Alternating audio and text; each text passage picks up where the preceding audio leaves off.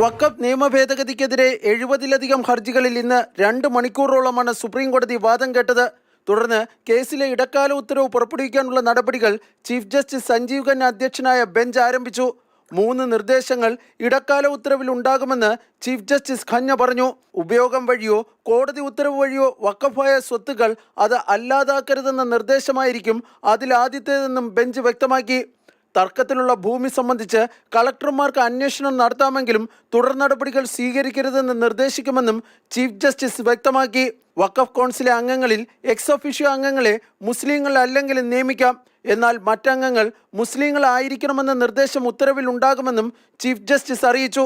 അതേസമയം ഇടക്കാല ഉത്തരവ് പുറപ്പെടുവിക്കുന്നതിനെ സോളിസിറ്റർ ജനറൽ തുഷാർ മേത്ത ശക്തമായി എതിർത്തു.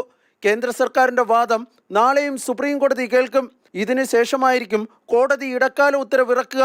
വാദത്തിനിടെ സുപ്രീം കോടതി ഉന്നയിച്ച പല ചോദ്യങ്ങൾക്കും കേന്ദ്ര സർക്കാരിന് ഇന്ന് തൃപ്തികരമായ മറുപടി സുപ്രീം കോടതിയിൽ നൽകാനായില്ല. കേന്ദ്ര സർക്കാരിനെ സംബന്ധിച്ച് വലിയൊരു തിരിച്ചടിയാണ്. അതുകൊണ്ടാണ് അവസാനം ആ ഉത്തരവ് പാസ്സാക്കാൻ പോയപ്പോൾ വലിയ രീതിയിൽ ഒച്ചപ്പാടും ബഹളമൊക്കെ ഉണ്ടാക്കിയിട്ട് നാളത്തേക്ക് കേസ് മാറ്റിക്കാൻ ശ്രമിച്ചത്. കഴിഞ്ഞ കാലത്തെ തിരുത്തി എഴുതാൻ സർക്കാരിനാകില്ല എന്ന് വാദത്തിനിടെ ചീഫ് ജസ്റ്റിസ് സഞ്ജീവ് ഖന്ന പറഞ്ഞു. കോടതി പുറപ്പെടുവിച്ച വിധികൾ റദ്ദാക്കാൻ പാർലമെന്റിന് അധികാരമില്ല. കോടതി വിധികളുടെ അടിസ്ഥാനത്തിൽ നിയമം നിർമ്മിക്കാൻ മാത്രമേ പാർലമെന്റിന് അധികാരമുള്ളൂ എന്നും ചീഫ് ജസ്റ്റിസ് വ്യക്തമാക്കി.